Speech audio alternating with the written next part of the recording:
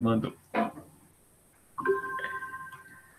E aí a gente vai fazer essa breve discussão, né? Vai ser meio que uma correção-discussão, tá? A gente não tem... Eu sempre gosto de focar para vocês que eu não quero mostrar respostas que sejam decoreba, sabe? Eu quero que a gente discuta e aí vocês vão escrever no caderno de vocês ou então vão corrigir depois lá no documento, no arquivo em Word, PDF, para que o resultado, a resposta de vocês, seja resultado da nossa discussão, e não de uma decoreba que eu vou falar aqui, tá? Então, por isso que é importante a gente discutir, a gente ler quais foram as respostas que a gente colocou, e ir interpretando, né, o texto assim, cada um dando suas contribuições. Afinal, como a gente viu na aula passada, a comunicação, ela se dá através da interação social entre sujeitos. Já vou fazer uma breve revisão da aula passada. A gente viu que a comunicação, ela se dá através dessa interação entre sujeitos. E alguns dos elementos dessa interação, nós vimos 4, né, são a concordância, discordância, não estou falando na ordem, tá? Concordância, discordância, intertextualidade, aquele primeiro elementozinho, quem lembra?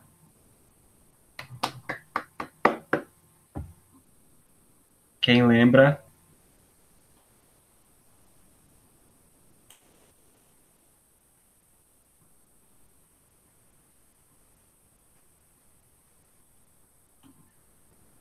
Deixa eu mostrar aí para vocês.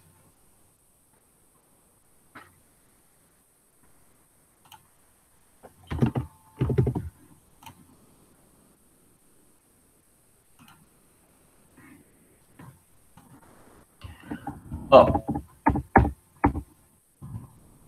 a gente viu que a linguagem ela é interação entre pessoas, textos, imagens, filmes, livros, tudo que foi produzido, né?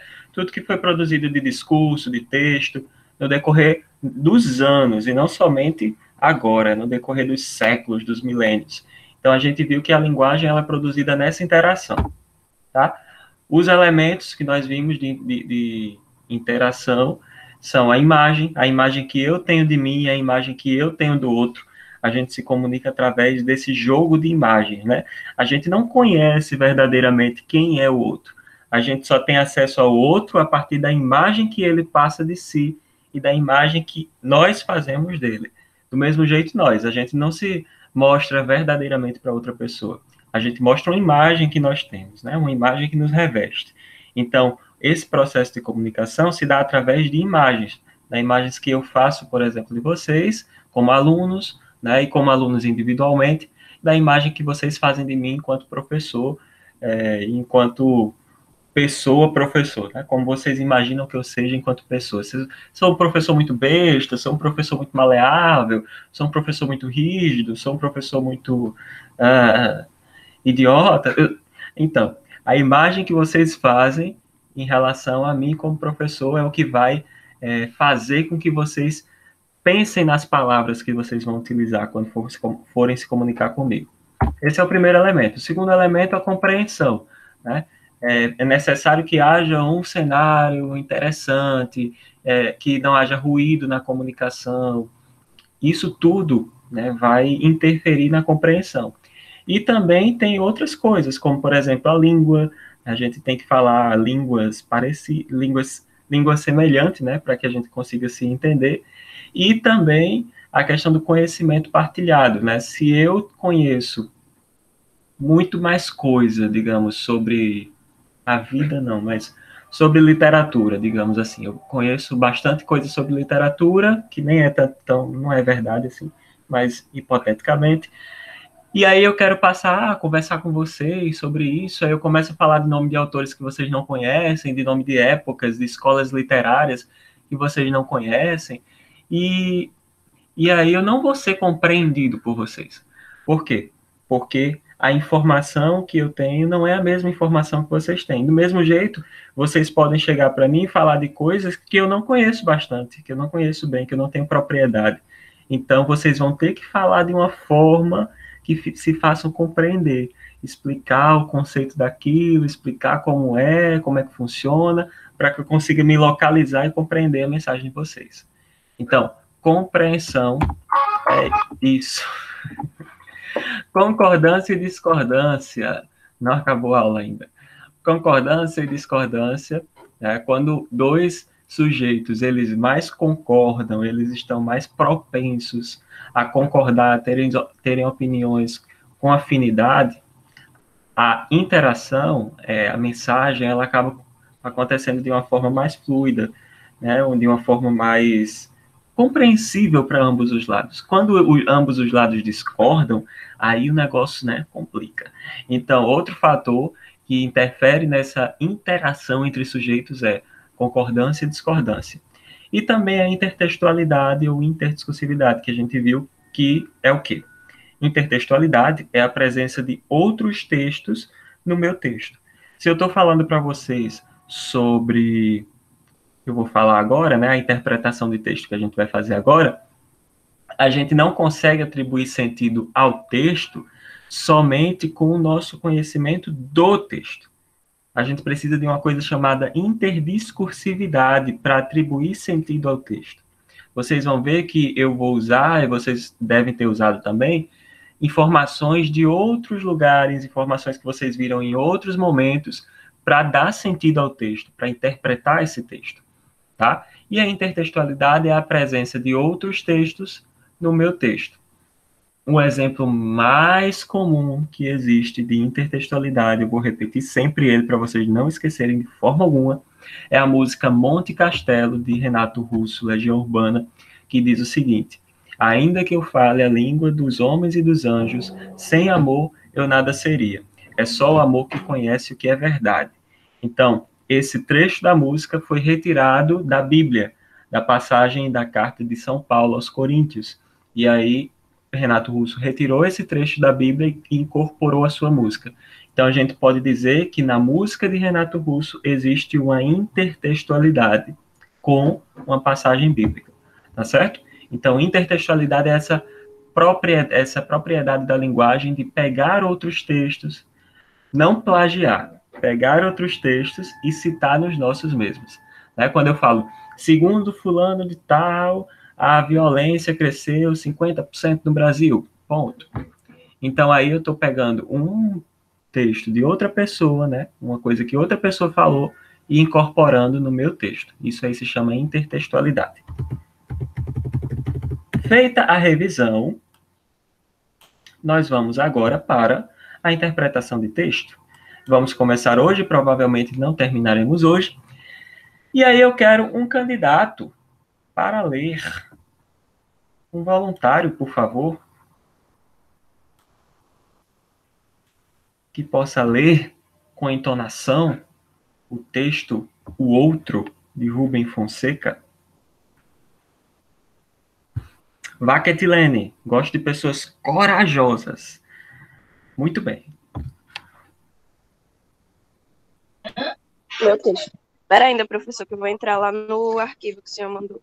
Tá certo. Eu estou entrando aqui também. Vou imprimir aqui.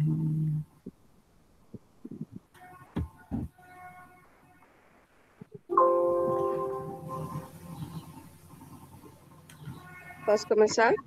Pode sim. O Outro. Eu chegava todo dia no meu escritório às 8h30 da manhã. O carro parava na porta do prédio e eu saltava. Andava 10 ou 15 passos e entrava.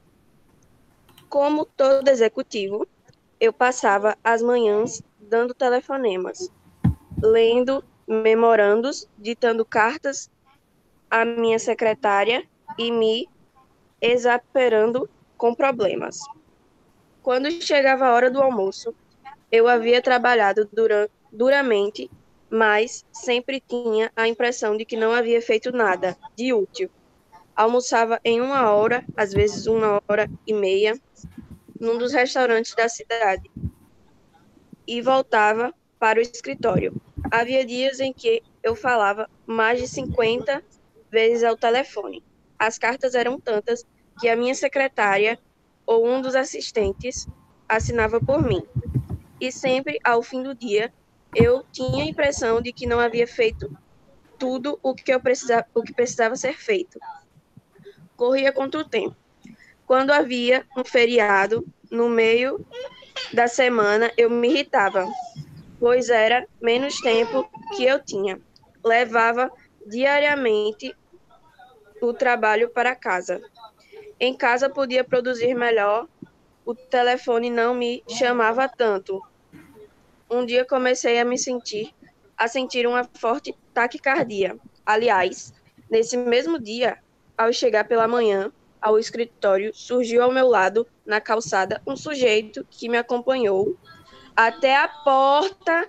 Doutor, será que o senhor podia me ajudar?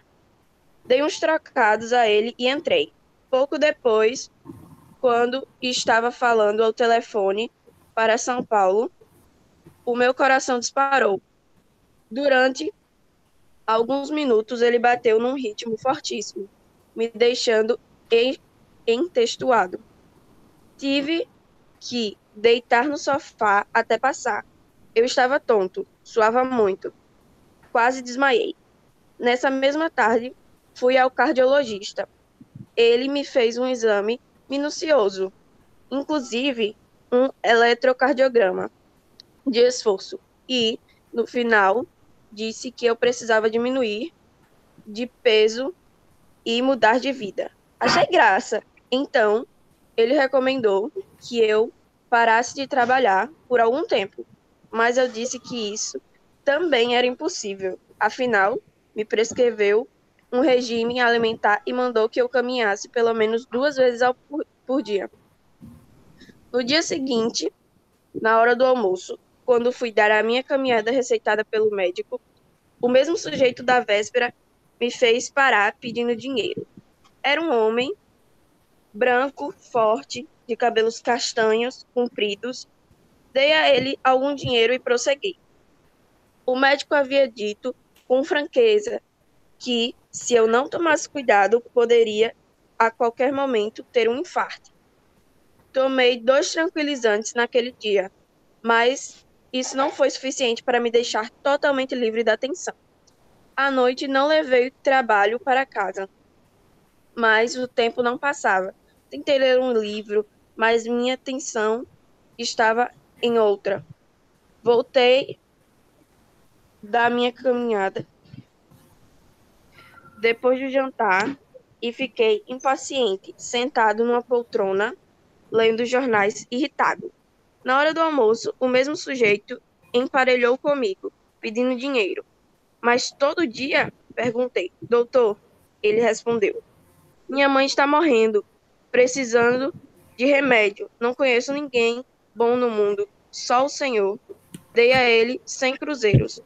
Durante alguns dias, o sujeito sumiu. Um dia, na hora do almoço, eu estava caminhando quando ele apareceu subitamente ao meu lado. Doutor, minha mãe morreu. Sem parar e apressando o passo, respondi. Sinto muito. Ele alargou as suas passadas, mantendo-se ao meu lado, e disse: Morreu. Tentei me desvencilhar dele e comecei a andar rapidamente, quase correndo. Mas ele correu atrás de mim, dizendo: Morreu, morreu, morreu. Estendendo os 2 braços contraídos numa expectativa de esforço. Ofegante, e perguntei: Quanto é? Por 5.000 cruzeiros, ele enterrava a mãe. Não sei por que tirei um talão de cheques do bolso e fiz ali, em pé, na rua, um cheque naquela quantia. Minhas mãos tremiam. Agora chega, eu disse. No dia seguinte... Ketilene, obrigado pela sua contribuição, viu? Agora eu vou passar para outra pessoa. Certo, professor. Muito obrigado. Ketilene, ela lê com entonação, né, assim, de... Doutor, minha mãe morreu, morreu, morreu, morreu. E isso é muito positivo, tá, gente? Eu vou treinar muito isso, a expressividade de vocês ao ler um texto. Próxima pessoa, próximo voluntário, liga o microfone, por favor, e começa aqui.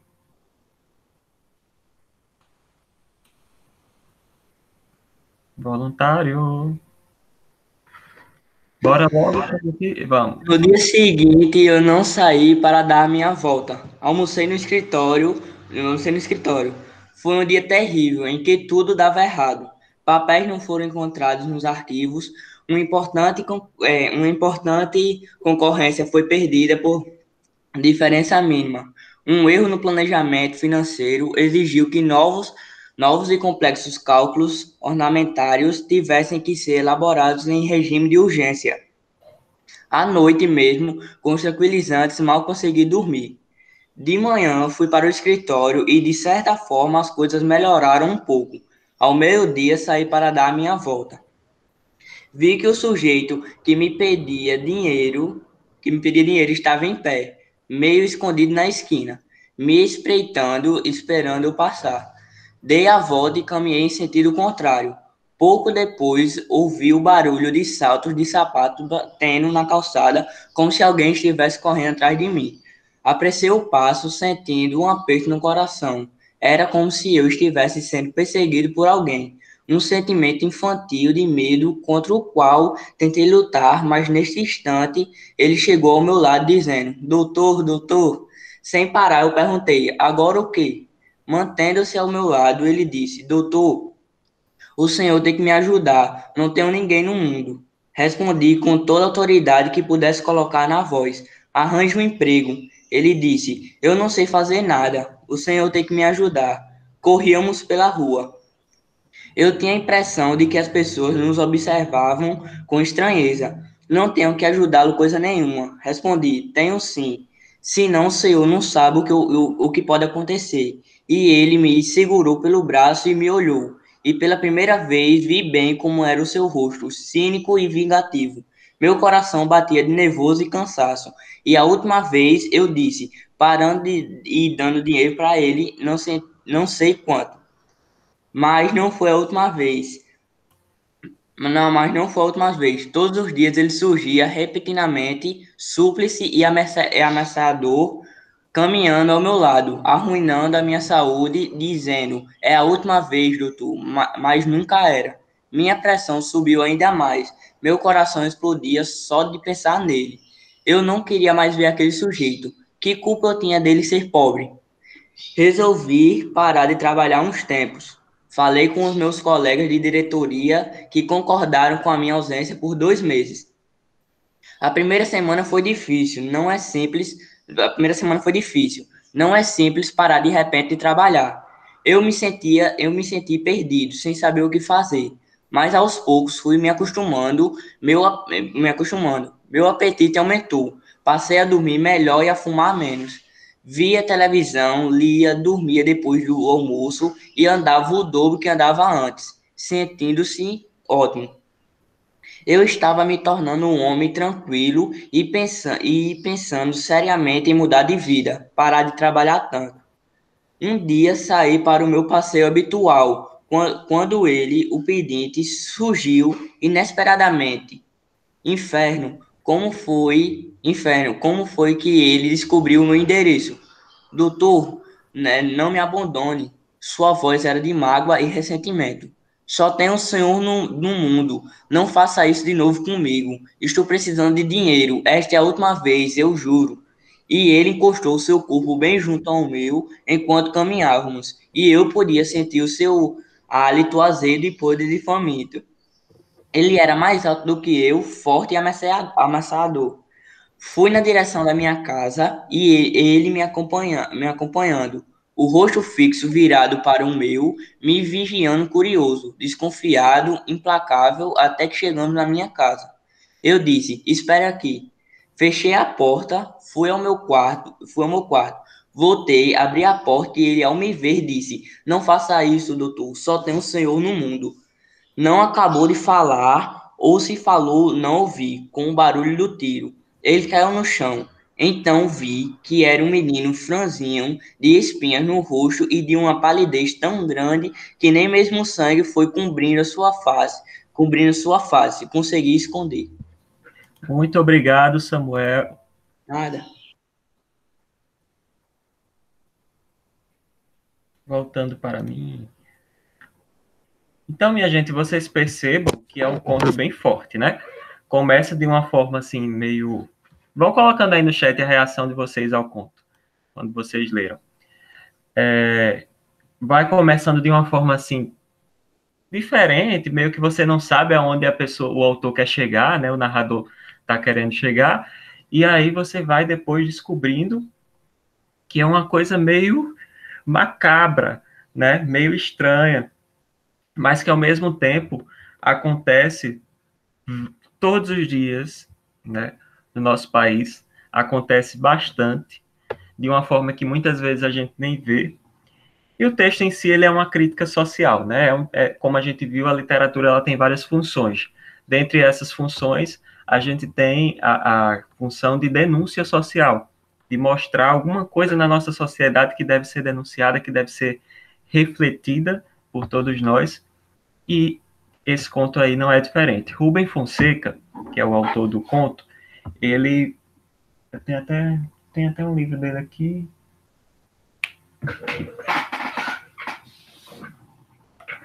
Ele é autor desse livro aqui de contos e crônicas também, Ela e Outras Mulheres, que é bem massinha também. Ele é um pouquinho, ele é um pouquinho assim, digamos, a linguagem é um pouco pornográfica, talvez. Né? Esse conto que vocês leram, né? A gente tem que passar na escola, então a gente tira os contos com palavrões, com palavras, né, indecentes, palavrões, etc. Então a gente tira esses contos aí, mas se vocês procurarem na internet, vocês vão ver muitos contos dele que usam muitos palavrões, muita coisa assim que as pessoas falam no dia a dia, né? E aí, Rubem Fonseca foi um dos escritores que, por causa disso, e por exaltar nos contos dele uma violência que o Brasil não estava querendo encarar lá na década mais ou menos de 60, 70, quando ele escrevia, né, o auge dele, quando ele escrevia os contos, o Brasil não queria encarar uma violência que estava intrínseca, que estava internalizada na sociedade. E Rubem Fonseca ele teve a coragem de escrever contos que mostravam essa violência, né, de cara, mostravam, esfregava a violência na cara das pessoas. E aí, ele fez isso, e muitos dos textos dele foram censurados pela ditadura militar. Naquela aula que eu dei para vocês de censura, talvez eu tenha falado sobre ele. Muitos textos deles foram censurados, né, e foram perseguidos realmente e silenciados nesse processo. Por quê? Porque era uma literatura que ameaçava, né? Ameaçava não que violentava as pessoas, mas que ameaçava aquela hipocrisia de dizer que na sociedade brasileira não existe violência. Não existe essa violência muitas vezes do rico contra o pobre, né? Então, isso aí ameaçava as pessoas que tinham poder e elas queriam o quê? Censurar e calar Rubem Fonseca e todos os autores que fossem mostrar essa denúncia social, né? Meio que essa realidade. Então, vocês foram colocando aí, né? Achou engraçado no começo, achou normal, mas no meio ficou meio estranho. O segundo é mais assustador. Inclusive, o Rafael Montes, que é o autor do segundo, ele escreveu esse livro. Gente, eu estava lendo ontem com a minha cunhada, ela disse, olha, se eu fosse os pais desse menino, porque ele tinha 12 anos quando escreveu aquele conto, a professora. Se eu fosse pai desse menino, se eu fosse os pais desse menino, eu tinha botado na psicóloga na mesma hora, meu filho, você precisa de terapia, porque não é possível uma criança de 12 anos estar pensando num negócio desse. Ele escreveu com 12 anos, deve ter aperfeiçoado o conto, mas com 16 ele escreveu um livro, 16 até 20 anos ele escreveu um livro chamado Suicidas, foi o primeiro livro dele, best-seller, de 400 páginas, genial. E ele se inspira muito em Rubem Fonseca.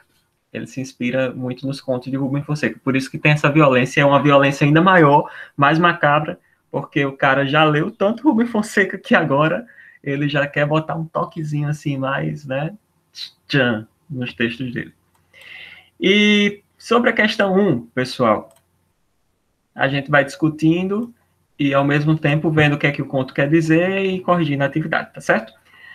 Pesquise no livro o significado dos termos verossimilhança e ficção. Vocês devem ter pesquisado. Agora que você entendeu o conceito dessas palavras, espero que tenham entendido, caso não, eu explico aqui também. Responda. O conto acima é ficcional? O que se pode refletir sobre sua verossimilhança com a sociedade? Voluntários.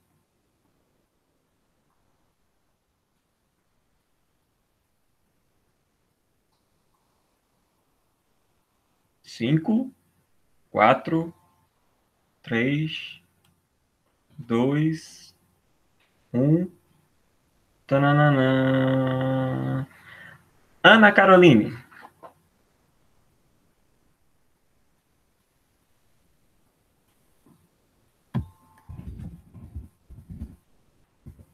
Questão 1. O que é que você colocou?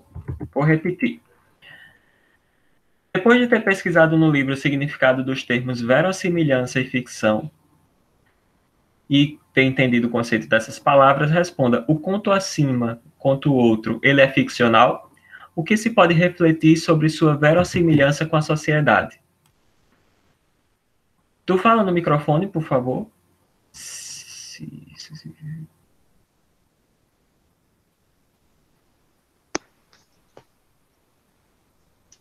Eu coloquei sim, o conto é ficcional, mas agora eu tô na dúvida. Não, pode botar o que... Tudo bem, pode dizer o que você colocou mesmo. Eu coloquei, ele é um... Só um segundo. Aqui. Sim, o conto é ficcional. Ele é como alguns programas televisivos cuja proposta é mostrar a vida real, no entanto, apresenta um alto grau de ficcionalização.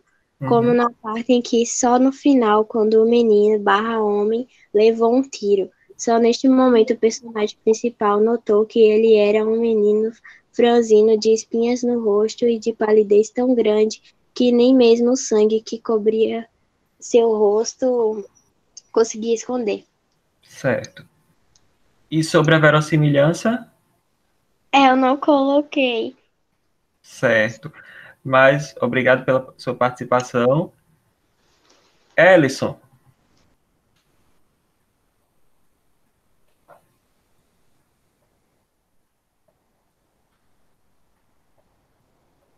Diz aí, Ellison, o que é que você respondeu em relação à ficção e à verossimilhança na questão 1?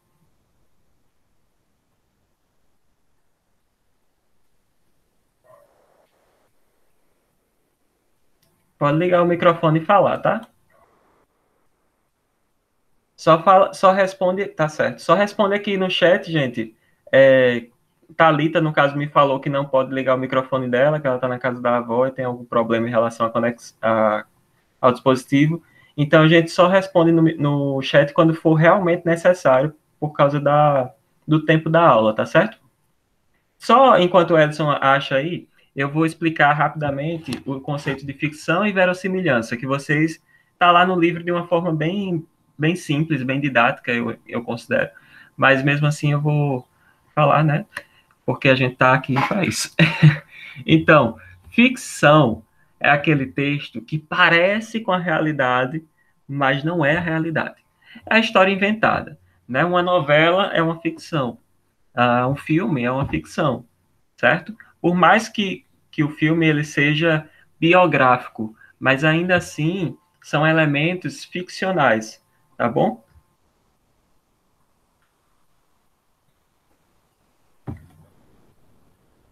Tá, Carol. Só um pouquinho que você fala assim que eu terminar.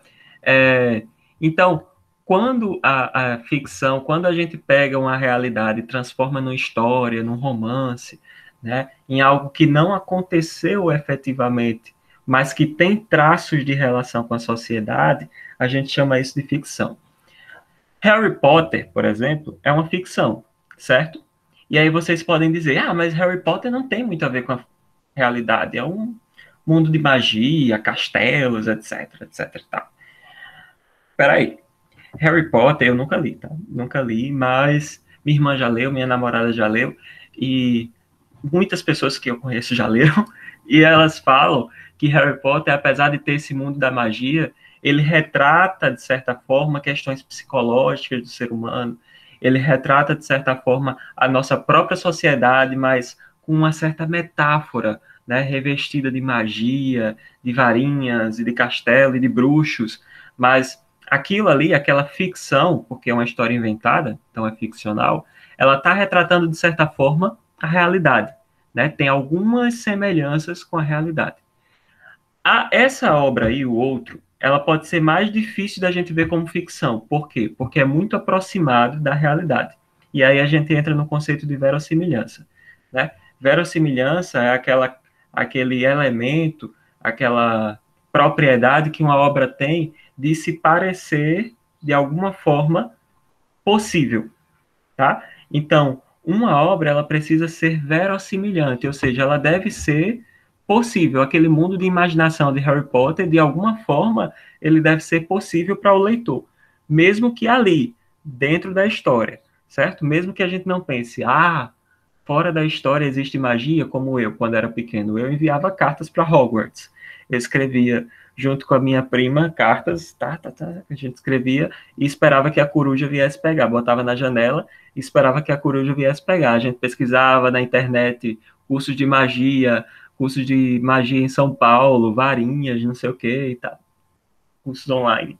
Aí ficava lá, fantasiando, né, e achando que o mundo de Harry Potter ia de alguma forma acontecer e estar no nosso mundo escondido em alguma estação de trem, numa coluna ali, a gente iria conseguir passar para o mundo de Harry Potter. Então vejam, se fosse uma coisa que não era verossimilhante, que não tem nenhuma verossimilhança, nem mesmo as crianças iriam pensar que fosse possível, certo? Então, a história ela deve ter uma certa coerência, deve ter sentido, né? Deve ter uma verossimilhança, algo comum com a nossa realidade, tá certo? Carol, responde em relação à verossimilhança desse conto? Pode responder. Eu botei, na sociedade em que vivemos hoje, não há tempo para nada. As pessoas vivem correndo e não se importam com quem está à sua volta. Para elas ou para eles, é mais importante trabalhar, ganhar dinheiro e fazer seus afazeres do que parar e olhar para o próximo. Ótimo, Carol, muito bem. É isso aí mesmo, pessoal. Vocês podem ir tomando nota, viu? Vão anotando as observações, que eu não vou corrigir individualmente, trabalho por trabalho. Eu vou fazer um comentário geral sobre cada trabalho, enviar para vocês, mas eu não vou dizer, a resposta desse aqui é essa, tá? Este é o momento da gente corrigir, da gente ver o que pode consertar nas nossas atividades, certo? Então, Carol respondeu bem, é isso aí mesmo, tanto em relação à ficcionalização, beleza, quanto em relação à verossimilhança. Né? O conto, ele nos mostra que há uma certa relação com a nossa realidade, porque as pessoas não têm tempo, porque as pessoas muitas vezes não se importam com o que poderiam fazer pelo outro, né? Porque elas tratam as outras pessoas como invisíveis ou como ameaçadoras. Não precisa enviar de novo. Ou como ameaçadoras, tá? E esse conto ele fala sobre a desigualdade social, né? Sobre a desigualdade entre ricos e pobres, entre pessoas que têm uma condição financeira e pessoas que não têm nada. E o que é que pode ser feito, né, para isso mudar? Um tiro que não pode ser, né? Então aí a gente vê que o cara ele poderia ter tomado outra atitude, ele poderia ter, sei lá, talvez não fosse nem dinheiro que o outro tivesse precisando, talvez fosse um acompanhamento numa assistência social, talvez ele pudesse ligar para algum serviço público, né, para direcionar esse menino para o serviço público, mas não, ele encarava como se fosse um ameaçador, uma pessoa que estava provocando a taquicardia dele, os problemas dele, né, que fosse a pessoa que deveria ser eliminada do mundo. E quantas pessoas na nossa realidade não pensam dessa forma, né? Que o pobre deveria ser eliminado. Quantas pessoas, né? Então, a gente tem que pensar nessa perspectiva de comparação. A literatura sempre tem a ver, né, com a realidade de alguma forma. Questão 2. Ellison, agora é com você. Sobre os elementos da narrativa presentes no texto, indique em que tempo e espaço a história acontece. E quanto ao ponto de vista, o narrador é personagem ou observador?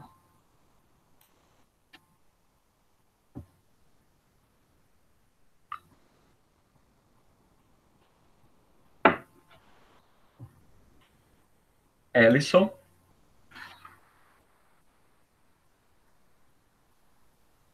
Diz aí, Ellison, no microfone. Questão 2. Por quê, rapaz? Fala aí no microfone, que é mais rápido.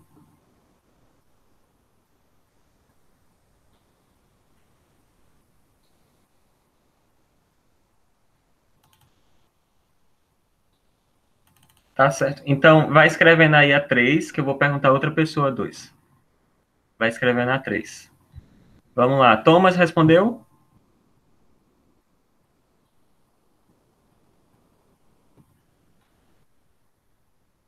Natividade.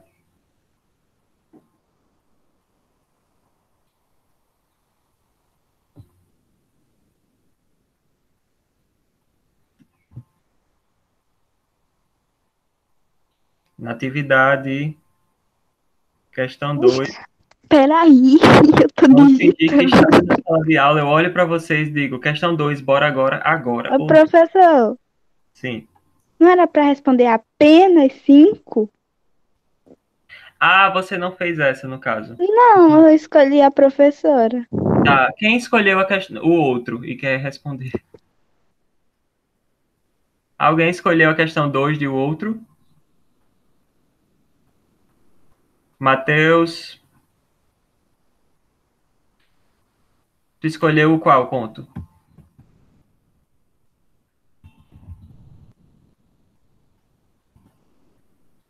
Então responde aí a 2.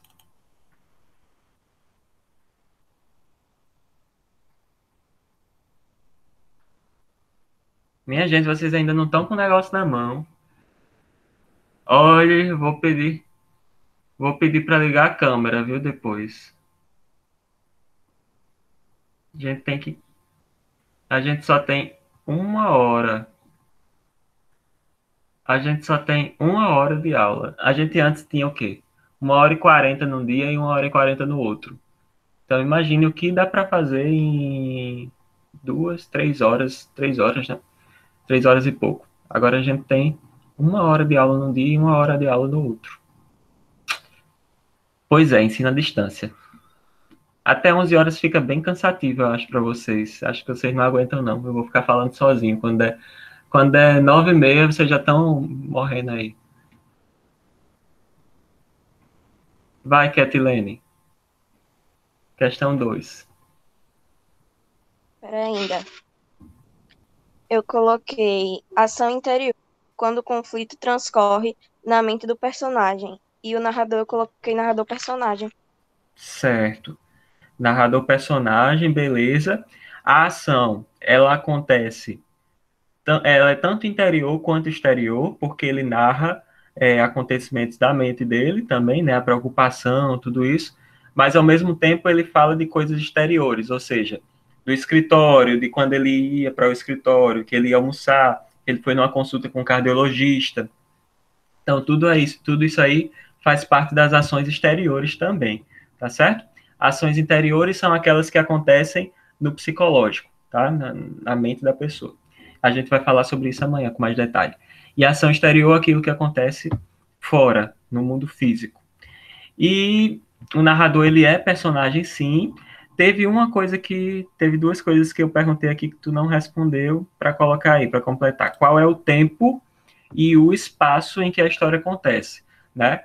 O tempo, a gente vê aí que é uma narrativa que dura mais ou menos. A gente não consegue dizer qual o tempo específico, né? 1900 e quanto, a gente não consegue dizer, mas a gente vê que é uma narrativa que dura mais ou menos aí alguns meses, né? Ou semanas ou meses. A gente vê que tem esse tipo de duração. Então, isso aí é no tempo. E no espaço, a gente pode dizer que acontece no escritório, na rua, né? Na casa dele, ao redor da casa dele. Então, todos esses espaços aí fazem parte da história, do conto. Belezinha? Obrigado, Ketilene, pela sua participação. E Ellison, questão 3.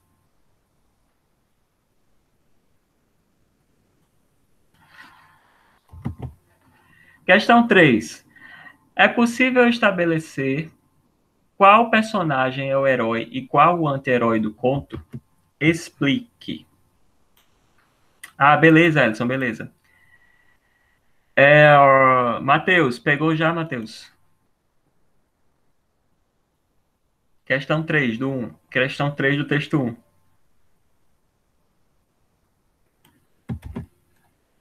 Não. No microfone. no microfone para a gente adiantar.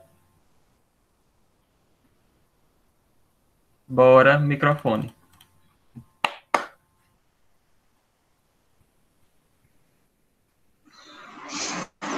Peraí, vice-professor.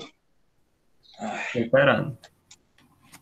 Eu botei sim, um herói era um homem valoroso que vencia os obstáculos da natureza e o anti-herói era um personagem que perdeu sua força física e moral.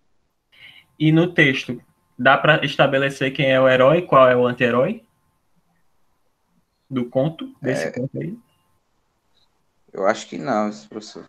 Não Essa dá, parte né? aí eu... só botei essa parte aí e tal. Pronto, você sabe qual é o conceito de herói e qual é o conceito de anti-herói, Sim, sim. né? Isso daí eu já Repete o sei. conceito de herói. Herói. Anti-herói? Herói. Herói? Deixa eu ver aqui. Era um homem valoroso que vencia os obstáculos da natureza. É isso. Pronto. Botei. Fica aí no microfone. Vocês, no chat, Tá certo. vocês concordam que aí não existe uma pessoa que a gente possa dizer, ó, esse aí é o herói do texto, é aquele que tem valores e que consegue mostrar esses valores, perseguir esses valores. Vocês concordam que não existe esse herói nesse texto? Falem aí no chat. Existe herói ou não existe herói? Sim ou não?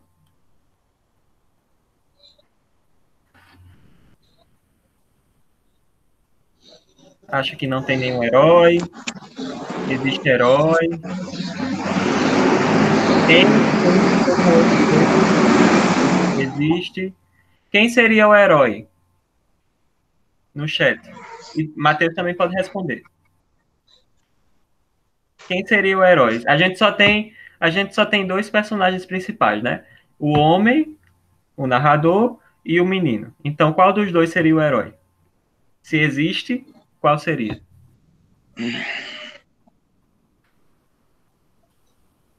O menino, o narrador. Certo. Agora, Matheus, lê o conceito de anti-herói. Deixa eu ver aqui. Calma aí. Era um personagem que perdeu sua força física e moral. Força física e moral. Beleza. Anti-herói. Vocês acham que existe um anti-herói na história? Sim ou não?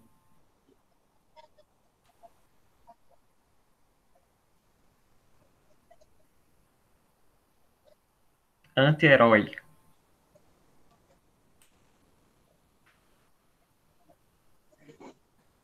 Não.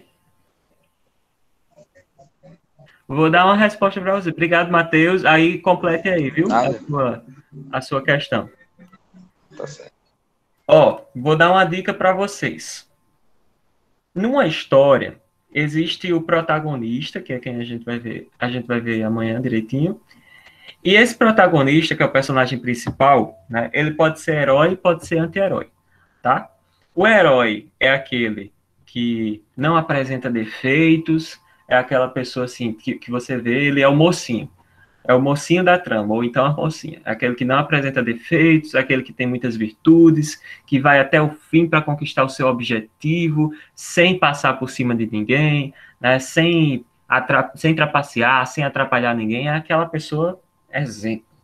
E o anti-herói é aquele personagem principal que não é muito exemplo assim, que ele é parecido conosco, com os seres humanos.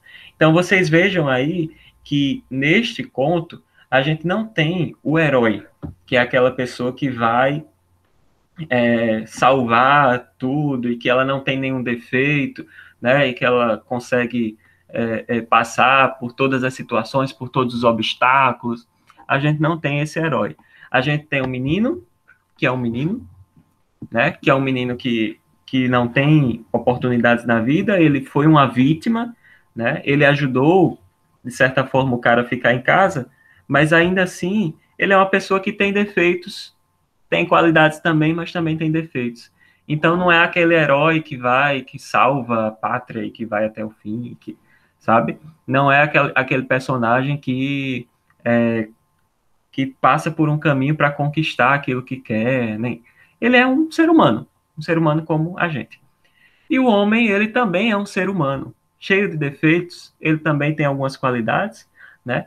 Mas muito aparece, muito mais aparente seus defeitos. Mas, assim, a gente vê que ele tem fragilidades, ele tem emoções fragilizadas, ele não está acima do bem e do mal. Então, o herói é aquela pessoa, aquele mocinho que não tem nenhum defeito. E muito a literatura costumou muito usar esse personagem ideal, né? Aquele. E hoje em dia a gente assiste série, filme, livro, a gente lê livros e a gente quase não encontra esse personagem ideal. Sempre tem um pouquinho de falha no personagem, sempre tem um defeitozinho que a gente consegue indicar, né? Tem uma série que se chama Revenge, que eu assistia, e a personagem principal, o pai dela era preso injustamente quando ela era criança, depois quando ela crescia, ela voltava para o lugar onde o pai dela foi preso para se vingar das pessoas. Ela não usava a política de matar, ela queria se vingar de outras formas, né? Fazendo as pessoas perder dinheiro, essas coisas assim. E aí ela é a protagonista. Ela é a mocinha, mas não é aquela mocinha frágil, aquela mocinha ou então aquela mocinha que não tem defeito nenhum. Ela, por muitas vezes, fica em conflitos éticos, conflitos morais, né? Conflitos humanos, que todos nós, seres humanos, temos. Então, neste momento, né, a personagem lá, a protagonista, ela é uma anti-herói. Não é anti-herói porque ela é vilã, tá certo? É muito importante dizer isso. Não é porque ela é vilã que ela é uma anti-herói. Na verdade, é porque ela tem características humanas, de defeitos humanos que acabam se mostrando no decorrer da história. Então, não é possível estabelecer quem é o herói e quem é o anti-herói, tá certo? Não dá para estabelecer justamente por causa disso, porque ambos os personagens eles têm características humanas que mostram suas falhas e mostram também suas qualidades, mas também mostram as falhas. Então, mostrou falha, já é anti-herói. O que mais surpreendeu você neste conto? Qual a relação entre essa obra literária e a nossa sociedade? Falamos um pouquinho sobre essa pergunta aqui. O que mais surpreendeu você nesse conto? Quem foi que respondeu sobre o outro? Adriele, né? Adriele, me diz aí a questão 4.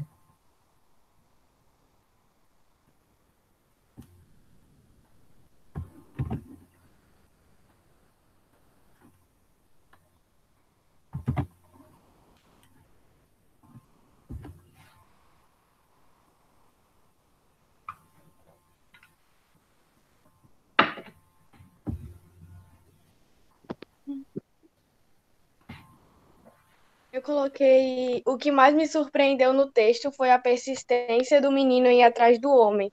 O menino que ajudou o homem sem nem perceber, e também o final do conto, quando o menino acaba morrendo. Uhum. Quando o menino cai no chão, ele viu que era um menino franzino com espinhas no rosto, que nem mesmo o sangue que cobria seu rosto conseguia esconder. Por isso Você devemos imagina... parar de. Tá, pode continuar. Tá, peraí, que eu me perdi. Por isso devemos parar de pensar só em trabalho e saber aproveitar a vida e as pessoas. Às vezes a pessoa que menos esperamos pode estar nos ajudando de uma forma e nós nem percebemos. Certo. Pronto, muito obrigado, Adriele. Continue no microfone. Adriele, deixa eu lhe perguntar, o que você se surpreendeu com o fato de não ter sido um homem ameaçador, e sim um menino, uma criança? Sim. Uhum. Outros, vocês se surpreenderam também com esse fato? Podem falar no chat. Maria de Fátima, Jennifer, que não estão falando muito. Thalita, Carlos Eduardo. Thomas, você disse que não se surpreendeu. Por que, Thomas, você não se surpreendeu com isso?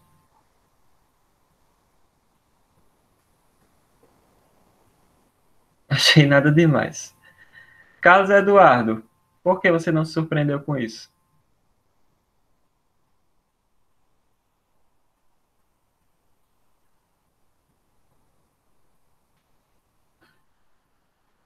Pode ligar o microfone, viu? E falar, se for muito longo. Ó, então, uma das coisas, né, que... Pode responder, Adriele. Relação com a sociedade. Deixa só Carlos falar, porque ele não se surpreendeu. Eu acho assim, professor, que eu não me surpreendi porque, mesmo se ele fosse do mesmo jeito que ele era uma criança, ele matou a criança sem saber, poderia, tipo, ser um, um rapaz mais velho que realmente precisasse de ajuda, sabe? E independente da idade, eu acho que deveria ter esse senso, sabe? Uhum, com certeza. Com certeza. Obrigado pela participação. Adriele, responde o resto.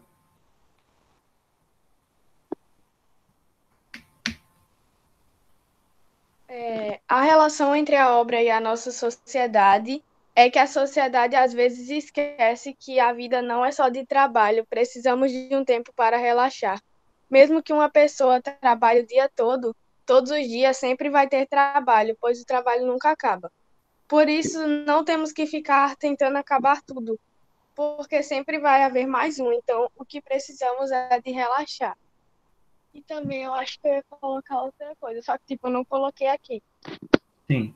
Que a nossa sociedade, muitas vezes, eu vou dar um exemplo, os moradores de rua passam despercebido, como se eles fossem invisíveis. Tipo Uhum. menino. Sim, com certeza. Muito obrigado pela sua participação. Você trouxe uma interpretação que eu não havia tido, porque eu não havia focado muito na questão dessa questão, dessa relação com o trabalho. Mas é algo importante, principalmente se nós trouxermos essa questão não para uma esfera individual do trabalho, mas para uma esfera social, do capitalismo, né? Então, por que esse homem trabalha tanto? Né? Por que esse homem trabalha tanto? Por que essa correria? Por que esse dia a dia atribulado? Se a gente for trazer para o lado da sociedade, para um lado mais amplo, a gente vai conseguir enxergar que o capitalismo, que essa forma de vida, de correria, de conseguir dinheiro, né, acima de tudo, numa sociedade que exige de nós, de certa forma, isso, pode favorecer esse comportamento. Né? Então, a gente vamos pegar o individual e ampliar para o social, tá? Em relação à segunda coisa que você falou, né, tem muito a ver com a nossa sociedade, por causa de tudo que a gente estava discutindo, né, da insensibilidade, de ser um mendigo que muitas vezes estava precisando de uma ajuda realmente, mais do que uma ajuda financeira, uma ajuda, uma assistência social, tá? E Carlos falou algo interessante, e ele disse que deveria existir esse senso crítico independentemente de quem fosse, podia ser uma criança, podia ser um adulto. Ok, com certeza. Agora, um dos pontos em que eu quero chegar é que, quando o narrador o narrador ele é personagem, então ele participa da história, e ele leva a gente a ver a história a partir do ponto de vista dele. Então, nesse sentido, ele era a vítima, né? Vocês vejam que ele botava a doença dele sempre em primeiro lugar, ele estava com ataque cardíaco, ele estava com um monte de problemas, ele estava com problemas no trabalho, estava na correria, então eram os problemas dele sugando ele. Você acaba se identificando de certa forma com ele, né, por esses problemas, e é como se ele justificasse a atitude no final por esses problemas que ele vinha passando, que não justificam a atitude que ele teve no fim, certo? Então, quando o narrador é em primeira pessoa, esse narrador, a gente tem que ter cuidado com ele, porque ele pode falar uma coisa que, na verdade, não é o fato. Ele pode dizer o que ele está sentindo em relação ao fato, e levar a gente a acreditar e a entrar na cabeça dele, entrar na história dele, e no final a gente se surpreende, né? Se surpreende por quê?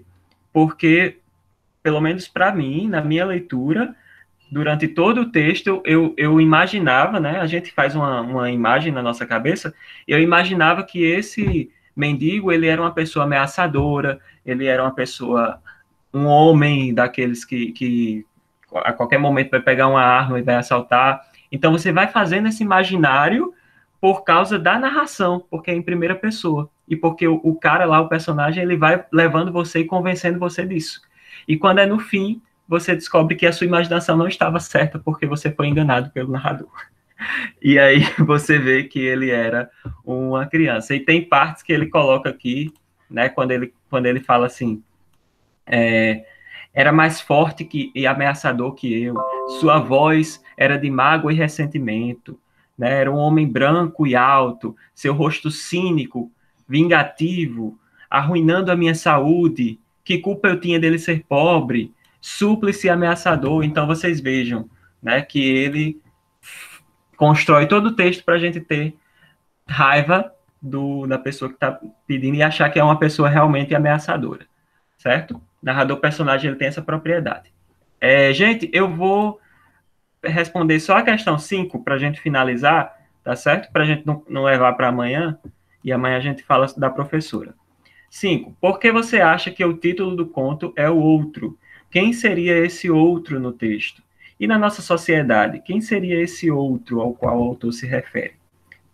Isso, como as meninas estão falando, e elas estão reiterando o que eu falei, das partes no texto, né, em que fica explícito que o narrador está querendo nos enganar.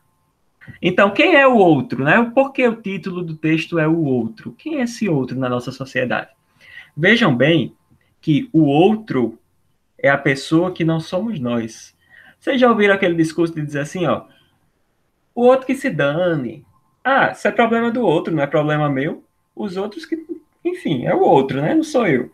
Então, quando tem um texto com o nome o outro, e a gente tem essa história, a gente estabelece uma conexão entre essa palavra outro e a insensibilidade das pessoas perante os outros na sociedade. O discurso cristão, o discurso cristão, ele criou uma palavra que a gente usa até hoje, mesmo quem não é cristão incorpora, que é próximo, né? Nós temos que amar o nosso próximo. Quando a gente fala em próximo, muitas vezes a gente fala num discurso de amor e de compaixão. A palavra próximo, ela remete a gente, né? Ei, quem é o seu próximo? Pense no seu próximo, pense no... Então, a gente remete a palavra próximo ao sentido de compaixão, de amor, de sensibilidade. Mas aí a palavra outro em si, na nossa sociedade de disputas, na nossa sociedade de desigualdade social, o outro é aquele que a gente ignora, né? É aquele que, como a Adriele está dizendo, ó, pode ser a pessoa que está precisando de ajuda, mas que muitas vezes as pessoas ignoram, né? Então tá lá, é o outro, simplesmente. Então vejam como o texto ele cria esse sentido. O título ele não é à toa, né? O outro nesse sentido aí é o menino, no texto é o menino, e na nossa sociedade são as pessoas que precisam de ajuda, mas também são as pessoas que são ignoradas, invisibilizadas por essa correria do cotidiano e por essa sociedade cruel em que nós, infelizmente, vivemos. Pessoal, vou fazer a última chamada. Quero que vocês reflitam aí uma coisa. Nós vamos ter uma sessão nesta semana, certo? Spoiler, sessão de cinema nesta semana. Nós vamos tentar fazer aqui pelo Google Meet, assistir a um filme em grupo, para a gente ir ao mesmo tempo que assistindo, comentando aqui no chat sobre o filme, etc, etc. Então, pensem aí se tem um app. Tem um app para isso. Agora, me passem o app, porque... Me passem depois no privado o app, porque se for melhor, a gente pode assistir por esse app. Tá certo? Aí, a gente vai pensar num dia, tá certo? Eu pensei na sexta-feira à noite. Sexta-feira, 7 horas da noite. Próxima sexta. Mas aí, se alguém tiver algum problema em relação à sexta-feira à noite, fala comigo no WhatsApp, que a gente pode pensar em outro dia. Vão pensando aí para não deixar para a última hora. Amanhã, a gente tem que sair com uma data definida para o filme, tá certo? Chamada final. Tararara. Cadê? Vou falando o nome de vocês e vocês vão dizendo eu. Atenção.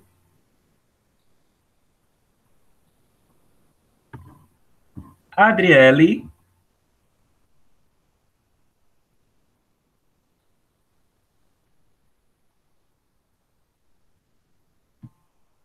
Espera aí só um minuto. Ana Caroline. Certo. Adriele, Ana Caroline. Carlos Eduardo. Eduarda Pereira. Ellison. Jennifer. Jennifer, José Valmir,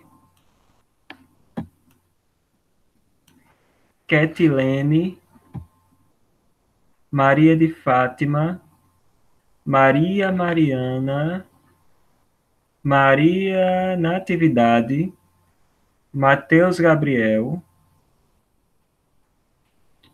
Samuel, Talita e Thomas. Pronto, pessoal. Então, muito obrigado pela presença de vocês. Parabéns pela